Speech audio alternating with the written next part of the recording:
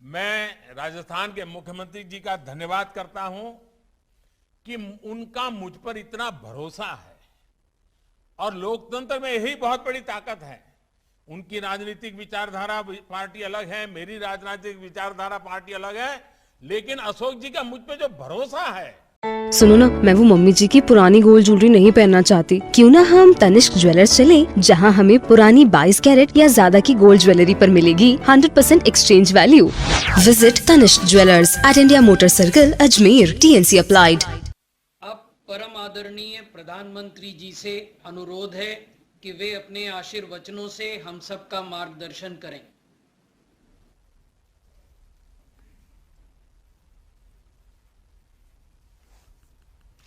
नमस्कार। राजस्थान की धरती के सपूत और भारत की सबसे बड़ी पंचायत लोकसभा के कस्टोडियन हमारे आदरणीय स्पीकर श्रीमान ओम बिरला जी, राजस्थान के मुख्यमंत्री श्रीमान अशोक गहलोत जी, केंद्रीय स्वास्थ्य मंत्री श्री मनसुख मंडाविया जी, केंद्रीय मंत्रिमंडल मेरे अन्य सभी सहयोगी श्रीमान गजेंद्र सिंह शेखावत जी, भूपेंद्र यादव जी, अर्जुन राम मेघवाल जी, कैलाश चौधरी जी, डॉक्टर भारती पवार जी, श्री भगवंत खुबा जी, राजस्थान की पूर्व मुख्यमंत्री बहन वसुंधरा राजे जी, नेता विपक्ष गुलाब चंद कटारिया जी, राजस्थान सरकार के अन्य मंत्रीगण, सांसदगण, विधायकगण, कार्यक्रम में उपस्थित अन्य सभी महानुभाव और राजस्थान के मेरे प्यारे भाइयों और बहनों, 100 साल की सबसे बड़ी महामारी ने दुनिया के हेल्थ सेक्टर के सामने अनेक चुनौतियां खड़ी कर दी और ये महामारी बहुत कुछ सिखाया भी है और बहुत कुछ सिखा रही है। हर देश अपने अपने तरीके से इस संकट से निपटने में जुटा है। भारत ने इस आपदा में आत्मनिर्भरता का, अपने सामर्थ्य में बढ़ोतरी का संकल्प लिया है। राजस्थान में 4 नए मेडिकल कॉलेज के निर्माण के कार्य का प्रारंभ और जयपुर में इंस्टीट्यूट ऑफ पेट्रोकेमिकल टेक्नोलॉजी का उद्घाटन इसी दिशा में एक अहम कदम है। मैं राजस्थान के सभी नागरिकों को बहुत बहुत बधाई देता हूं और आज मुझे राजस्थान के इस विशेष कार्यक्रम में वर्चुअली मिलने का मौका मिला है, तो मैं राजस्थान के उस बेटे बेटियों का भी अभिनंदन करना चाहता हूं जिन्होंने ओलंपिक में हिंदुस्तान का झंडा गाड़ने में अहम भूमिका निभाई है। वैसे मेरे राजस्थान के बेटे बेटियों को भी मैं आज फिर से एक बार बधाई देना चाहता हूं। आज जब ये कार्यक्रम हो रहा है तब जयपुर सहित देश के 10 सीपेट सेंटर्स में प्लास्टिक और उससे जुड़े वेस्ट मैनेजमेंट रूल्स को लेकर जागरूकता कार्यक्रम भी चल रहा है। इस पहल के लिए भी मैं देश के सभी गणमान्य नागरिकों को बहुत बहुत शुभकामनाएं देता हूं।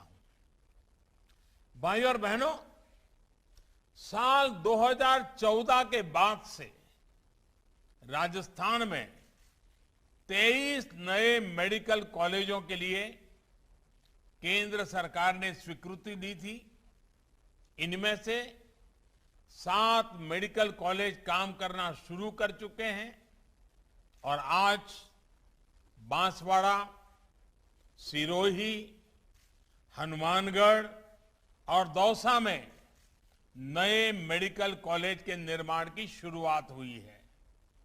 मैं इन क्षेत्रों के लोगों को बहुत बहुत बधाई देता हूं।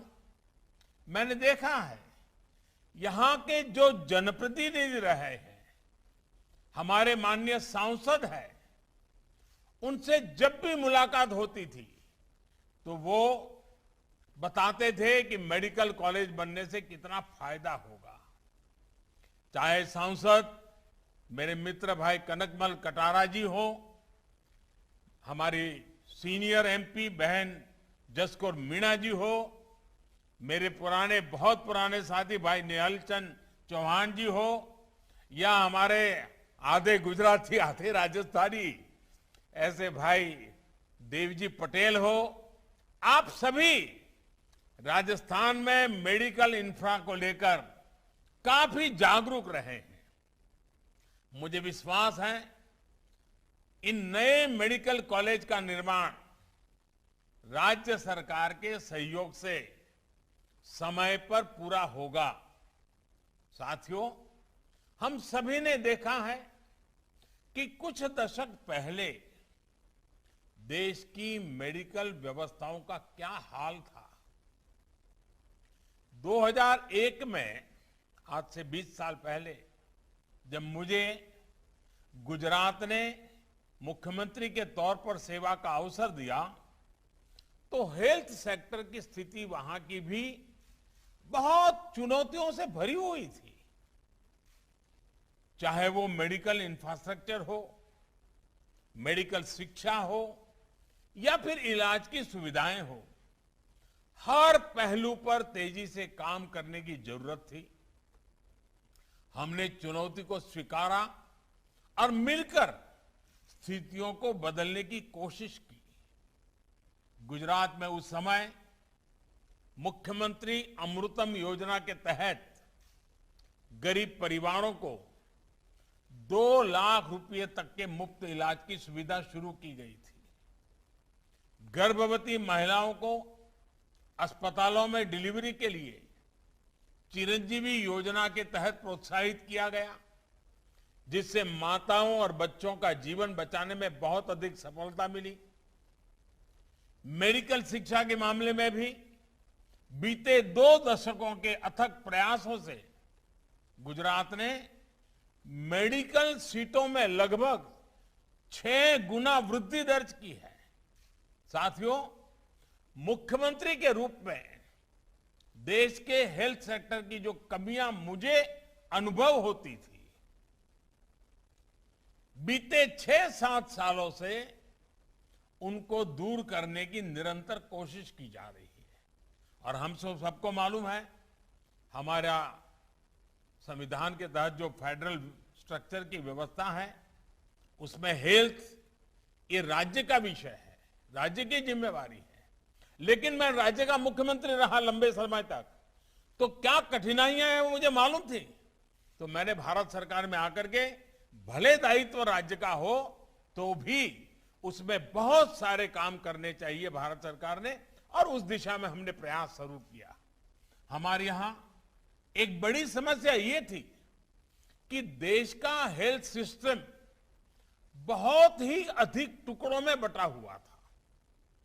अलग अलग राज्यों के मेडिकल सिस्टम में राष्ट्रीय स्तर पर कनेक्टिविटी और कलेक्टिव अप्रोच का अभाव था।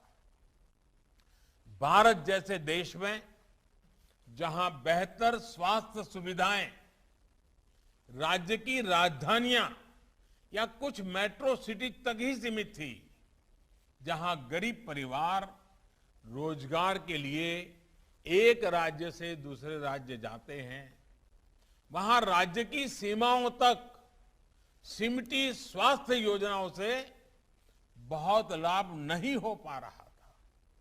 इसी प्रकार प्राइमरी हेल्थ केयर और बड़े अस्पतालों में भी एक बहुत बड़ा गैप नजर आता था। हमारी पारंपरिक चिकित्सा पद्धति और आधुनिक चिकित्सा पद्धति के बीच भी तालमेल की कमी थी। गवर्नेंस की इन कमियों को दूर किया जाना बहुत जरूरी था। देश के स्वास्थ्य सेक्टर को ट्रांसफॉर्म करने के लिए हमने एक राष्ट्रीय अप्रोच, एक नई राष्ट्रीय स्वास्थ्य नीति पर काम किया। स्वच्छ भारत अभियान से लेकर आयुष्मान भारत और अब आयुष्मान भारत डिजिटल मिशन तक ऐसे अनेक प्रयास इसी का हिस्सा है। आयुष्मान भारत योजना से ही अभी तक राजस्थान के लगभग 3.5 लाख लोगों का मुफ्त इलाज हो चुका है। गांव देहात में स्वास्थ्य सुविधाओं को मजबूत करने वाले लगभग 2,500 हेल्थ एंड वेलनेस सेंटर आज राजस्थान में काम करना शुरू कर चुके हैं। सरकार का जोर प्रिवेंटिव हेल्थ केयर पर भी है। हमने नया आयुष मंत्रालय तो बनाया ही है, आयुर्वेद और योग को भी निरंतर बढ़ावा दे रहे हैं। भाइयों और बहनों, एक और बड़ी समस्या मेडिकल इंफ्रास्ट्रक्चर के निर्माण की धीमी गति की भी रही है। चाहे एम्स हो, मेडिकल कॉलेज हो या फिर एम्स जैसे सुपर स्पेशलिटी अस्पताल हो, इनका नेटवर्क देश के कोने कोने तक तेजी से फैलाना बहुत जरूरी है। आज हम संतोष के साथ कह सकते हैं कि 6 एम्स से आगे बढ़कर आज भारत 22 से ज्यादा एम्स के सशक्त नेटवर्क की तरफ बढ़ रहा है। इन 6-7 सालों में 170 से अधिक नए मेडिकल कॉलेज तैयार हो चुके हैं और 100 से ज्यादा नए मेडिकल कॉलेज पर काम तेजी से चल रहा है। साल 2014 में देश में मेडिकल की अंडर ग्रेजुएट और पोस्ट ग्रेजुएट की कुल सीटें 82,000 के करीब थी। आज इनकी संख्या बढ़कर 1,40,000 सीट तक पहुंच रही है। यानी आज ज्यादा नौजवानों को डॉक्टर बनने का मौका मिल रहा है। आज पहले से कहीं अधिक नौजवान डॉक्टर बन रहे हैं। मेडिकल एजुकेशन की इस तेज प्रगति का बहुत बड़ा लाभ राजस्थान को भी मिला है। राजस्थान में इस दौरान मेडिकल सीटों में 2 गुनी से भी अधिक बढ़ोतरी हुई है। यूजी सीटें 2,000 से बढ़कर 4,000 से ज्यादा हुई हैं। पीजी सीटें राजस्थान में 1,000 से भी कम थी। आज पीजी सीटें भी 2,100 तक पहुंच रही हैं। भाई और बहनों, आज देश में प्रयास ये है कि हर जिले में एक मेडिकल कॉलेज या फिर पोस्ट ग्रेजुएट मेडिकल एजुकेशन देने वाला कम से कम एक संस्थान जरूर हो। इसके लिए मेडिकल शिक्षा से जुड़ी गवर्नेंस से लेकर दूसरी नीतियां, कानूनों, संस्थानों में बीते वर्षों के दौरान बड़े रिफॉर्म्स किए गए हैं। हमने देखा है कि पहले जो medical council of India MCI थी, किस तरह उसके फैसलों पर सवाल उठते थे, भांति भांति के आरोप लगते थे। पार्लियामेंट में भी घंटों उसकी बहस होती थी। पारदर्शिता के विषय में सवालिया निशान आते थे। इसका बहुत बड़ा प्रभाव देश में मेडिकल शिक्षा की क्वालिटी और हेल्थ सर्विसेज की डिलीवरी पर पड़ा रहा। बरसों से हर सरकार सोचती थी कुछ करना चाहिए, बदलाव करना चाहिए, कुछ निर्णय करना चाहिए, लेकिन नहीं हो पा रहा था। मुझे भी ये काम करने में बहुत मुश्किलें आई। संसद में पिछली सरकार के समय करना चाहता था, नहीं कर पाता था। इतने ग्रुप, इतने बड़े अड़ंगे डालते थे, बड़ी मुसीबतों से आखिरकार हुआ। हमें भी इसे ठीक करने के लिए बहुत मशक्कत करनी पड़ी है। अब इन व्यवस्थाओं का दायित्व नेशनल मेडिकल कमीशन के पास है। इसका बहुत बेहतर प्रभाव देश के हेल्थ केयर, ह्यूमन रिसोर्स और हेल्थ सर्विसेज पर दिखना शुरू हो गया है। साथियों, दशकों पुराने हेल्थ सिस्टम में आज की आवश्यकताओं के अनुसार बदलाव जरूरी है। मेडिकल एजुकेशन और हेल्थ सर्विस डिलीवरी में जो गैप था, उसको लगातार कम किया जा रहा है। बड़े अस्पताल, चाहे वो सरकारी हो या प्राइवेट, उनके संसाधनों का नए डॉक्टर, नए पैरामेडिकल तैयार करने में ज्यादा से ज्यादा उपयोग हो, इस पर सरकार का बहुत जोर है। 3-4 दिन पहले शुरू हुआ आयुष्मान भारत डिजिटल मिशन देश के कोने कोने तक स्वास्थ्य सेवाओं को पहुंचाने में बहुत मदद करेगा। अच्छे अस्पताल, टेस्टिंग लैब्स, फार्मेसी, डॉक्टरों से अपॉइंटमेंट, सभी एक क्लिक पर होगा। इससे मरीजों को अपना हेल्थ रिकॉर्ड संभाल कर रखने की भी एक सुविधा मिल जाएगी। भाइयों और बहनों, स्वास्थ्य सेवा से जुड़ी स्किल्ड मैन पावर का सीधा असर प्रभावी स्वास्थ्य सेवाओं पर होता है। इसे हमने इस कोरोना काल में और ज्यादा महसूस किया है।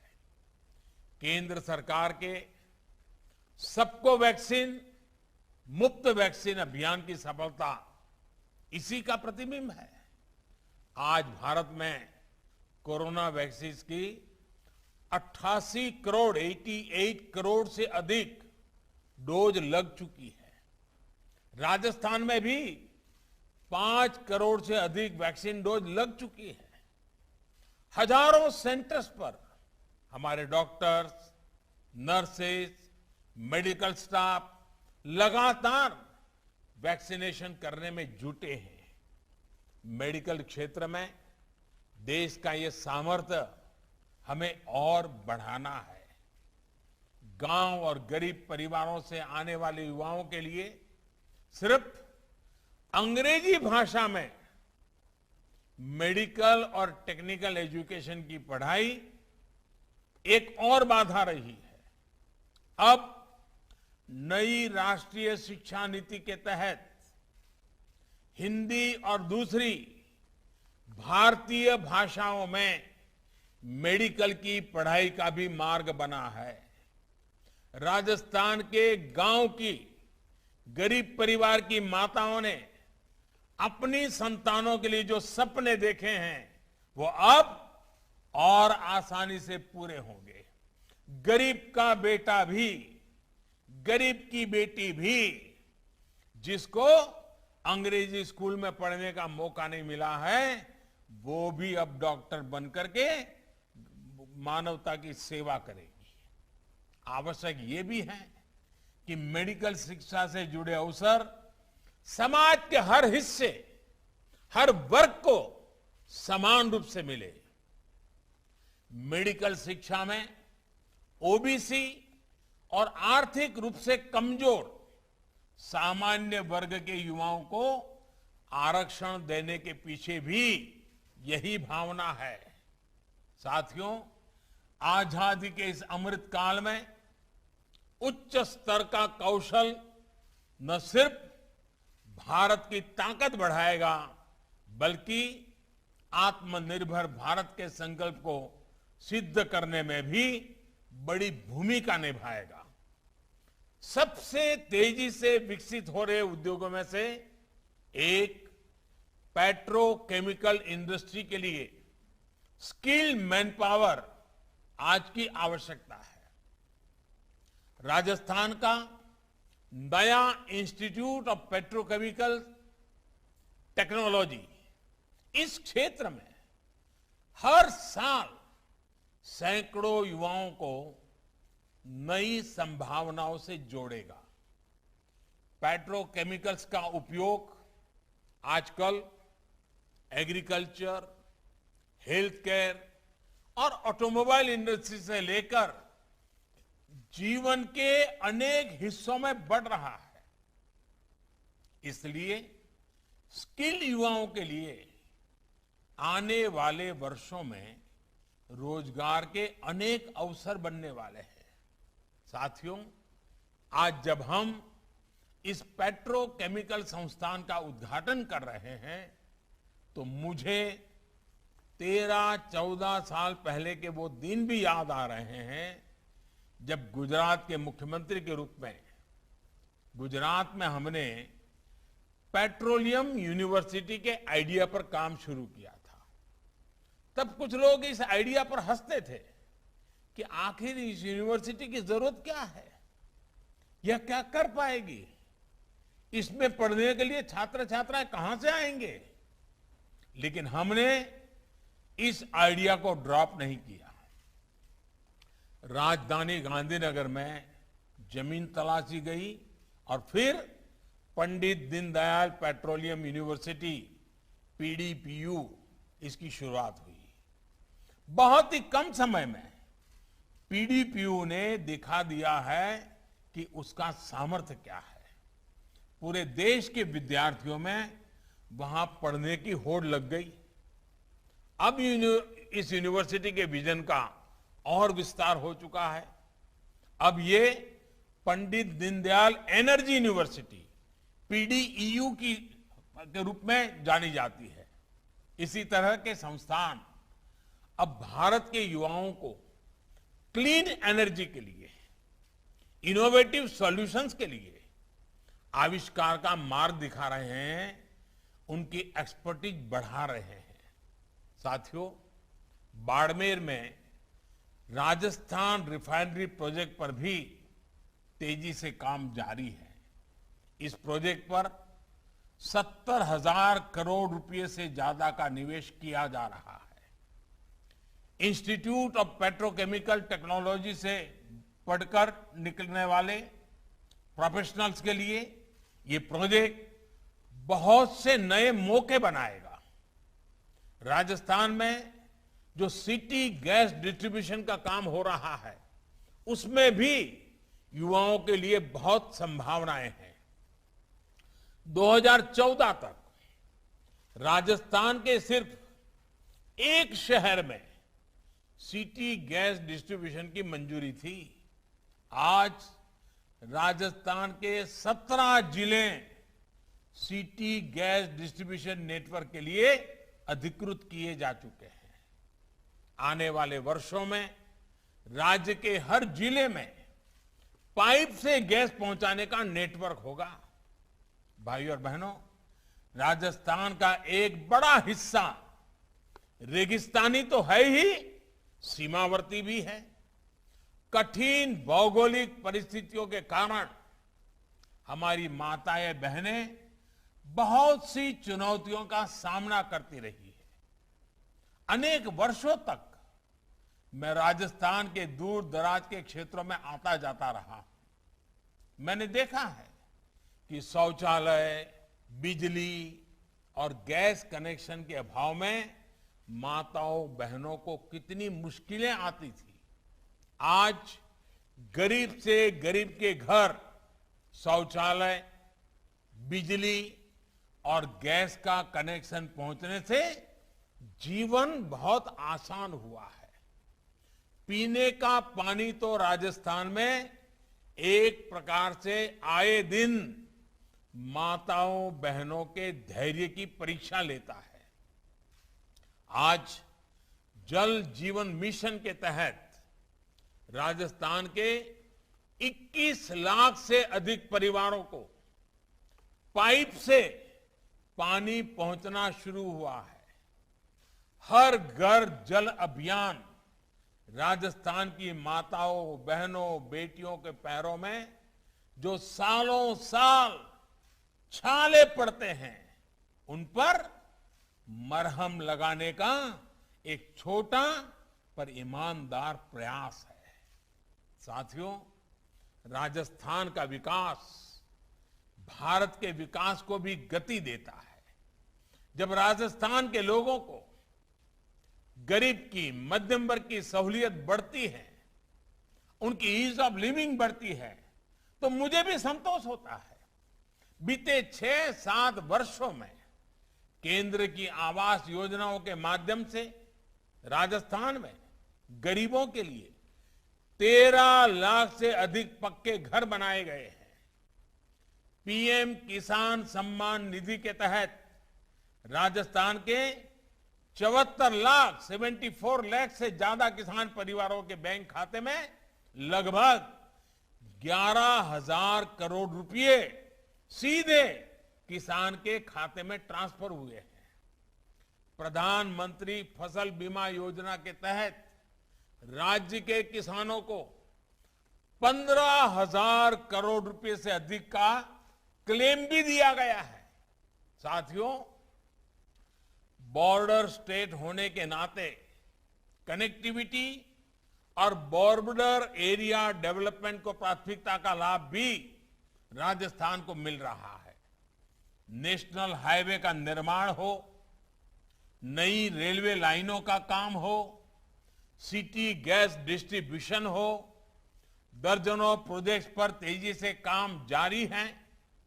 देश के रेलवे को ट्रांसफॉर्म करने जा रहे डेडिकेटेड फ्रेट कॉरिडोर का भी बड़ा हिस्सा राजस्थान से और गुजरात से है।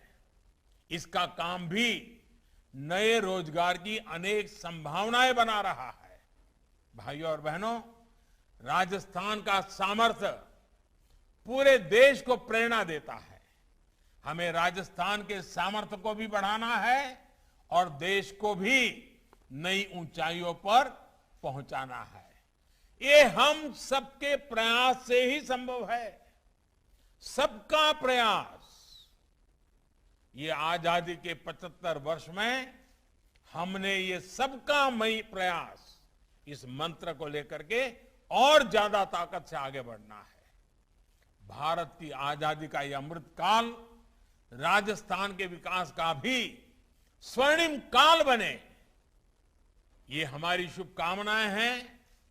और अभी जब मैं राजस्थान के मुख्यमंत्री जी को सुन रहा था तो उन्होंने एक लंबी सूची कामों की बता दी। मैं राजस्थान के मुख्यमंत्री जी का धन्यवाद करता हूं कि उनका मुझ पर इतना भरोसा है। और लोकतंत्र में यही बहुत बड़ी ताकत है। उनकी राजनीतिक विचारधारा पार्टी अलग है, मेरी राजनीतिक विचारधारा पार्टी अलग है, लेकिन अशोक जी का मुझ पे जो भरोसा है, उसी के कारण आज उन्होंने दिल खोल करके बहुत सी बातें रखी है। ये दोस्ती, ये विश्वास, ये भरोसा, ये लोकतंत्र की बहुत बड़ी ताकत है। मैं फिर एक बार राजस्थान के लोगों का हृदय से अभिनंदन करता हूं, बहुत बहुत बधाई देता हूं। धन्यवाद। हम परम आदरणीय प्रधानमंत्री जी का और आप सभी महानुभावों का इस कार्यक्रम में सम्मिलित होने के लिए हृदय से धन्यवाद ज्ञापन करते हैं। बहुत बहुत धन्यवाद।